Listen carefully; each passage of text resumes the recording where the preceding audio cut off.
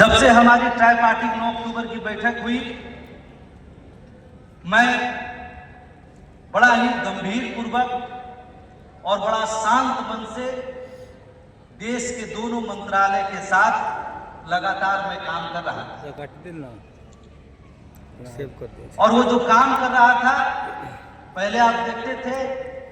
कि मेरा हर 2-4 दिन बाद जो है कभी श्रम मंत्री के साथ बैठक, कभी रेल मंत्री के साथ बैठक, कभी पार्लियामेंट में बैठक का तस्वीर आप लोग तक पहुंचता था ना। लेकिन इधर मैं बहुत शांत से और बड़ा ही गुपचुप तरीके से अपना काम कर रहा था, क्योंकि आप जानते हैं कि मजदूरों की बात पूरे हिंदुस्तान के हर एक व्यक्ति करता है, लेकिन मजदूर को जब उसका हक अधिकार मिलने वाला होता है तो बड़े बड़े पूंजीपति जो है उसका विरोध करना शुरू कर देते हैं, है ना। तो मैं बड़ा ही शांति भाव से सरकार के साथ मिलकर के उनको निवेदन कर करके ब्यूरोक्रेट के साथ बैठक कर करके इस काम को गंभीरता पूर्वक से कर रहा था। और आज मैं धन्यवाद करना चाहता हूं अब्दुल जी का, जिन्होंने मुझे इतना पावन धरती से इस बात का घोषणा करने का अवसर दिए कि भगवान जगन्नाथ की धरती है। अभी हमने देखा कि अभी जो हमारी बच्चियां जिस तरह का आर्ट हमारे सामने प्रस्तुत कर रही थी, उसका एक था कि जिसका कोई संसार में नहीं है उसका भगवान जगन्नाथ है। जिसको जीवन में कोई रोशनी दिखाई नहीं देता है उसको नई रोशनी प्रदान करने वाले हमारे भगवान जगन्नाथ हैं। और उसी तरीके से जब पूरे भारत के हमारा रेलवे माल गोदाम के मजदूर थक गया था कि मैंने जेल भरो आंदोलन भी किया, संसद भवन का घेराव भी किया, सदन में भी अपनी मांग उठी, ट्राईपार्टी की बैठक भी हुआ, लेकिन अभी तक हमारे हाथ में कोई रिजल्ट अभी तक नहीं आया है। लेकिन मैं आज इस भगवान जगन्नाथ की धरती से आपको बताना चाहता हूं कि जिस तरह से आतंकवाद के खिलाफ हमारा देश एकजुट होकर उसको पाकिस्तान को जवाब देने की जिस तरह तैयारी कर रही थी, उसी तरह जो अभी आपने देखा कि सिंदूर ऑपरेशन सफलतापूर्वक आतंकवाद पर एक बड़ा प्रहार है, उसी तरह भारत सरकार ने मुझे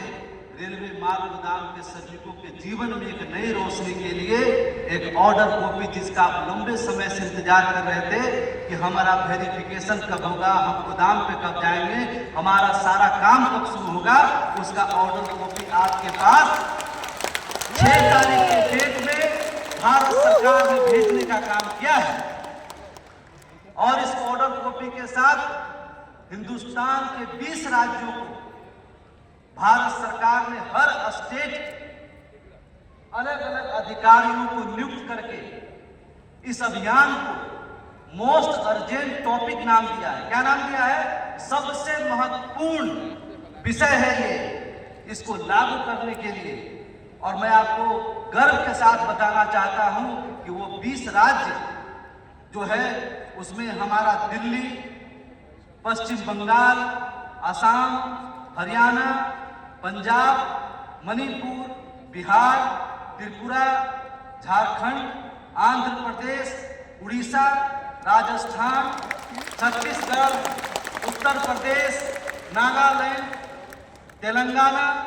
महाराष्ट्र, जम्मू कश्मीर, मध्य प्रदेश और उसमें उत्तराखंड भी शामिल है। ये 20 स्टेट में सरकार ने सीधा आदेश किया है कि इसको मोस्ट अर्जेंट के तहत विद इन 7 डेज के भीतर इसका रिपोर्टिंग हर स्टेट को करना शुरू करना होगा और अगले महीने तक ये पूरा कंप्लीट करके